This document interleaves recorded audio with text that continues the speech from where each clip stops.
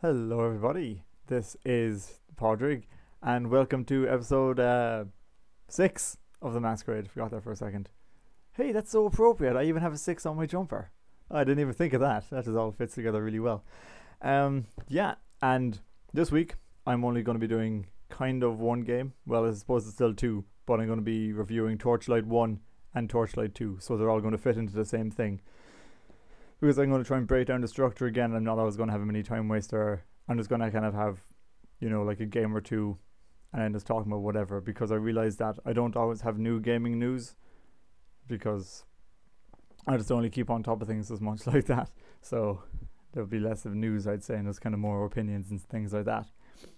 And of course, there's going to be my weekly shout out, because actually I'll talk about that next. Last week, as you know, I decided to bypass the shout out and try to have a giveaway, because episode 4 got 270 views, and so I was thinking, maybe this is going to happen again.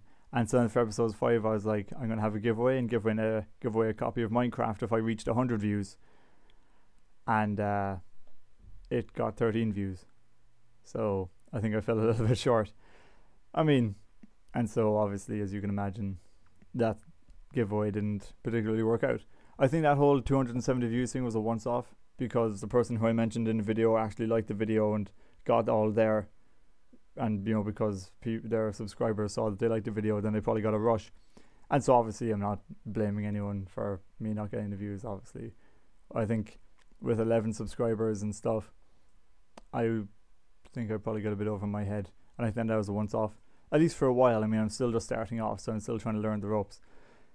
But this week there will be a weekly shout out again, and I'm kind of going to go back to normal until maybe the next milestone, another maybe up to 50, episode 50 or something, unless there's something else special before then, I hit a certain amount of subscribers. Maybe I'll do that instead. But now I think it is time to get started. So the Torchlight series is an RPG, and I must say it's probably one of my favourite RPGs I've played on Steam, really. And that's a fairly big claim, because I've played quite a few good ones. I've never actually played Diablo, but I think someone from Diablo is actually involved in this, and as far as I know, they play very similarly. They're the same kind of top-down, kind of dungeon crawling type thing, and it's just really addictive. Because for a while, I kind of play games on and off, but there wasn't really anything that I'd kind of play constantly, just completely lose myself in trying to do everything. And this game, I can safely say that I would spend hours just getting completely lost in it in one day, until I reached a point where it's like, oh shit, I've been playing this for hours and I have to stop now. It's to that point. And I still only got like 50 hours clocked up on Torchlight 2, because again, I got distracted and I like to try out starting new characters, but it is really, really addictive. It's one of these games that you want to play it so much because there's so much loot you can get, and you kind of just want to get the best gear you possibly can. So it's very grindy, but not in the boring, repetitive way, because it really does keep you interested. It's also a very direct kind of a dungeon crawler game. There are some things where you just kill enemies and get their loot and sell it on and stuff. You kind of click on them and you select to attack, and then you just go off and attack them automatically. But this one, every time you click, you attack them, and it's not more kind of direct. I'm comparing this now to something like World of Warcraft, where you kind of see an enemy over there and you click on it and you just run over and just start hitting it. And I kind of find that boring, but at least in this one, every action you do, it kind of happens instantaneously, as opposed to having to wait or queuing up anything. And as well, it has everything that I love about MMOs, but it's a single player game. Because even if I be playing any online game, I prefer kind of playing by myself. It's nothing against other people, but if I'm just kind of running around as strangers, I suppose I don't really like sharing the loot and things like that. It's just something about me. And so this one, you get all the you get the toolbar at the bottom with all the skills, and you just go up and attack things, and there's all this loot and sharing and everything. But it's all, you can have a single player mode. In Torchlight 2 it is multiplayer, but only if you want it to be. Otherwise, you can just run around on your own and just be just as happy. And that's one thing I really, really like about the game, is that it doesn't kind of force you to play with other people. I'd probably love World of Warcraft a hell of a lot more if it was just me running around and not loads of other people just stealing my kills and stuff so much at the time. The character creation in the first Torchlight game is very much more restricted than the second one. Like in this one you can basically be the Destroyer, who's the full-on warrior style class. You know, he just got a big sword or whatever, and you know, he's this kind of all strength and defense, and that's pretty much it. So it's pure attack. The Destroyer excels at melee combat and channels the power of his ancestors. Then there's the Vanquisher. She is an expert marksman and uses traps to confuse and debilitate her foes. And yeah, it's a typical, there has to be at least one sexy female character in the game, and she's the kind of archer or ranged character. Like I use guns, you can have rifles and dual pistols or a pistol and a kind of a small sword. She's the quickest character basically. And then there's the Alchemist. This is your pretty much typical mage character then. You know, he uses staves and scepters and stuff like that. And the Alchemist channels the power of Ember to attack from afar and summon minions to his side. Ember is basically what the magic is in this game, and so he's the typical magician, and you can summon other characters with him to fight alongside him. And then in terms of the pets, you can basically either have a pet dog or a pet cat. They're your only options. You don't get to pick anyone's looks other than when you get gear and it changes their outfit. It changes their outfit and that kind of changes their appearance, but otherwise you can't do anything. One part of this game that I really enjoy, and again maybe it's in Diablo but I'll never know because I haven't played it yet, is if your inventory becomes full, you can basically transfer it onto your pet's inventory, and then you can just send them off to town. And then you'll be left without your pet for a while. However, you will have a cleared out inventory, so you can start picking up more items, as opposed to having to course all the way back to the town. And you know, then it tells you how long will be left in the corner of the screen, and the further you get into the game, the longer it'll take. And then it tells you your pet returns from town and brings you this much money from the sale of the items. So it actually sells the items. And I don't actually know if you get as much for the items if you send your pet away, as opposed to if you went to the town yourself. And I mean, the thing is, it's not actually that hard to go to town. I mean, all you have to do is just call in a town portal and you can go back yourself. But you know, when you're kind of in the middle of a fight or in the middle of a dungeon and you don't want to kind of go back out and whatever, then you can just send your pet away to do it, which I really like, because I hate in games when you kind of get full of stuff and you can't carry anymore, and the only way you can offload items is just by dropping them or using them, or just like having to trudge all the way back to somewhere where there is a merchant, which always pains me so much, especially in things like, you know, Skyrim or Fallout or any of those games. In this game, the town is kind of where you start off, and it's the hub where all the shops are and there are quest givers, and then there's the way gate into the dungeon from where you last left off, or else there's the original entrance that starts you off at floor 1, which realistically you're never going to use again. It's just kind of there for the start of the game, and that's pretty much it. Then there's also portals where if you use that town return scroll, then it'll take you to where that was used. Like where I set off the scroll earlier, that's where it'll take me back to. Otherwise, there's not a whole lot you need to do here. You can just talk to people and turn in quests and get stuff like that. So I increase my fame, and yeah, I got some gear for it. There's not a whole, there are a lot of quests in this, but not half as much as Torchlight 2. That's a lot more kind of quest given, and there's a lot more dungeons. Because in this one, everything takes place in a town when you get quests, and then you go into just one, as far as I know anyway, as far as I've ever played, one big long continuous dungeon where everything just kind of happens as you go on from floor to floor.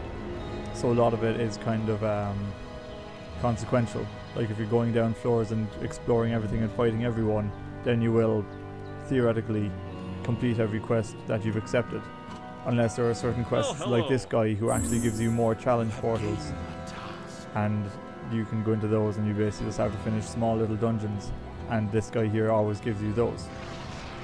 The character creation in Torchlight 2, however, is a lot more diverse, where you have the Ember Mage, which again is the mage, uses staves, magic, you know, elemental spells to deadly effect, pretty much explains it. There's the Berserker, which is really offensive class, but it's not like the kind of full on swords and stuff. It's not the same as the tanking class really. This is more of a how do I put this?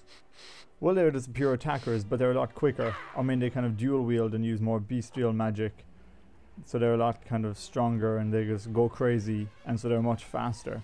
Even their weapons, you know, they signify fists and, you know, blades like that, as opposed to having a full-on claymore type weapon. Then there's the Engineer, which is probably one of the heavier classes, because they usually use the big heavy rifles and things like giant wrenches and giant hammers, axes, that kind of a thing. And they can also summon little devices that help you out, you know, heal you and offer support and stuff like that. Little spider bots that explode. And finally there's the Outlander, which is, as you can see, the ranged class of this game. Again, using guns, you know, small quick swords, but mainly ranged. And so, yeah, rifles, bow and arrows, crossbows, everything like that. And there's also more options of, you can actually pick your gender. And, you know, they all look different. And you can choose their face, which is hard to tell, but there's a few small options. There's more hairstyles you can pick from. Again, there's only 4, but still. And then there's the hair color, which there is more of than anything else. And then you name your character whatever. And then you can choose what pet you have. But there's a lot more options between alpaca, panther, bulldog, cat, chakawari, a stag, a papillon, a ferret, a hawk, a head crab, a badger, an owl, a panda bear, and a wolf. I haven't actually played this game in a while, so none of these pets were in it last time, so I'm surprised about a lot of these things that I hadn't seen before. I mean, that head crab is pretty damn awesome. Because this game has recently got Steam Workshop, and so now there'll be a lot of mods added to it, so that must be why there's things like that in it. Unlike the first Torchlight game, this one is also multiplayer. The first Torchlight is only single player, there's nothing else you can do about that. But this one can have single player, online games, or local area network games. So you can play... Actually, I'm not even going to insult you, you know what LAN means. So you can actually play online with friends, which is a huge plus. I mean, for me, I am very much a solo player in pretty much all games. But I like kind of playing online, you know, if I have someone like on voice chat in particular, because I hate typing at them in mid-game. Or else LAN, I'm very happy with it. Like me and Tea Time Cat often, well, not often, but she has Torchlight 2 as well, so occasionally we'll pick it up and start playing it. So it's handy for that reason, because I like when games have LAN, because, you know, you can actually play together on separate systems instead of using split screen. The big difference in this game in comparison to Torchlight 1 is that instead of having the town, the central town, and then just like the big long dungeon that you go into every time, this one is kind of broken up into acts, and each act kind of like usually will have a different town or whatever, kind of a different central hub where there's shops and whatever. And then you go into a big kind of overworld dungeon, I suppose, like this, where you run around and fight things just like usual. But then after that, you also find these other small little places that will actually take you into different dungeons, that they'll usually be related to a side quest, or then in kind of like the one or two odd situations it will take you to an actual main story quest.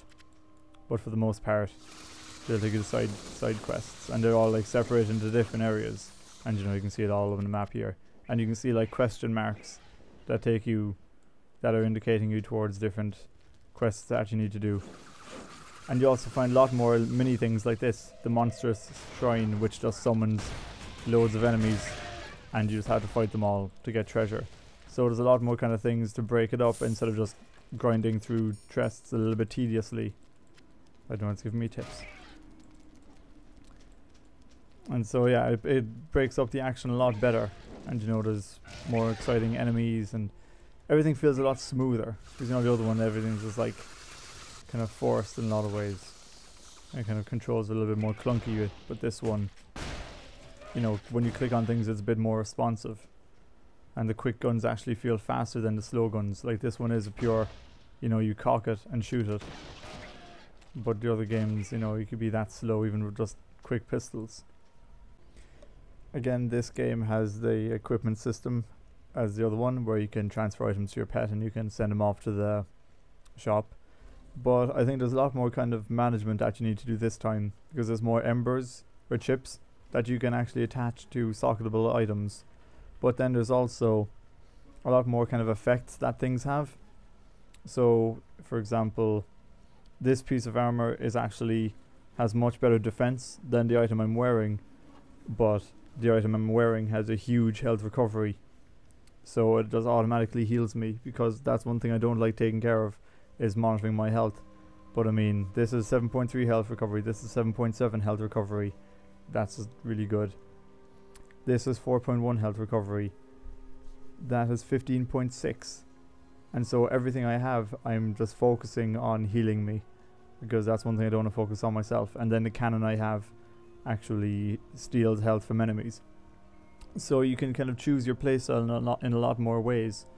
And then you just have ones that increase your attributes or give you better elemental defenses or attack. And like, this is your different forms of defense of the different elements, because obviously every enemy has its own values, which can be affected either just by particular items of clothing or by these things called chips that you can attach to items to make them stronger, but only if they actually have sockets in them. And there's fire, ice, electric, and then there's like much stronger, rarer ones that you collect later on.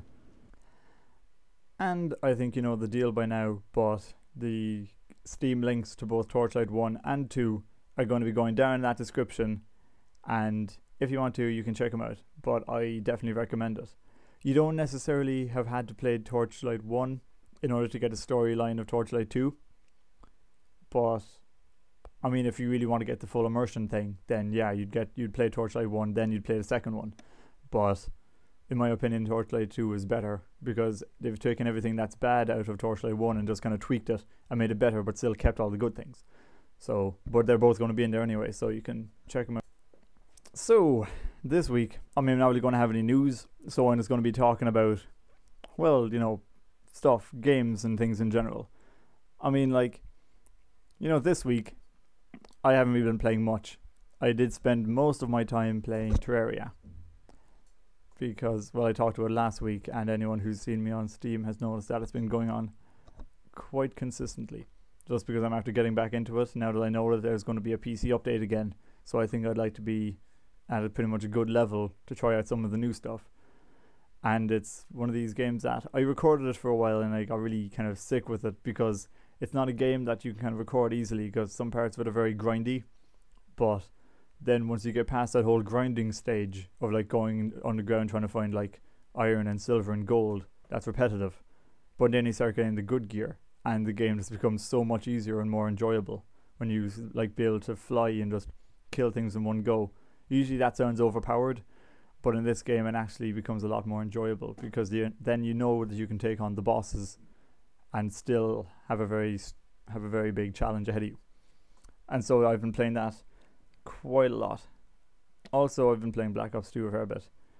Just mainly zombies. One or two small bits of like local co-op, just against bots, but yeah, mainly zombies, because I'm after getting the season pass, so it has all the new zombies maps.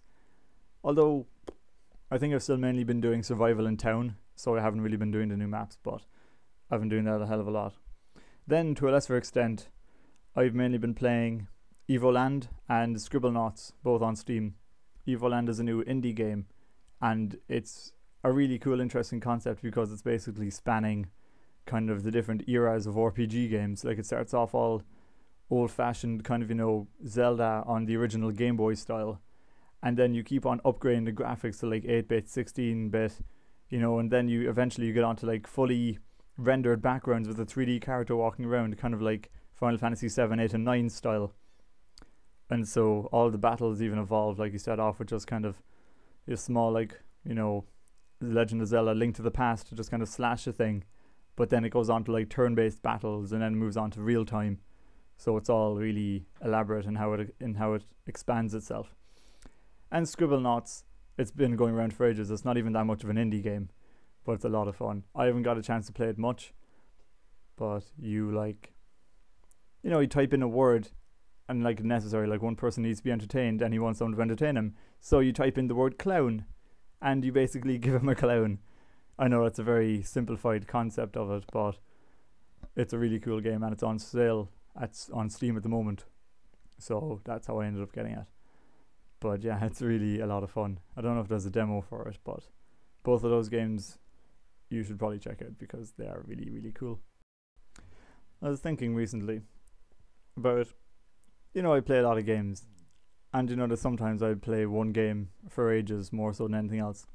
But when I was like looking at my library recently, and I was thinking about the Masquerade and how I never really kind of have anything to say about new games. And then there are these really kind of hardcore gamers where they'd be like, they'd buy a brand new game like the day it came out or the week it came out, and they'd be like, oh yeah, it was so easy, I like finished it in 6 hours on the hardest difficulty. And I was thinking, really? It's very, this is kind of really full on people, and you're just like, but how did you enjoy the game if you're just like sitting there, it's like, oh yeah, I have to finish this game and I have to do it as fast as I can. It was like, I prefer to kind of take my time with the game and run around, looking for things. Even if I'm wasting my time and that there's not anything around, I'll still just look around at all the environment. And if I die in the game, so what? I don't mind going back. It's one of those kind of situations. But on the flip side, I wouldn't see myself as a casual gamer. I mean, I do like casual games.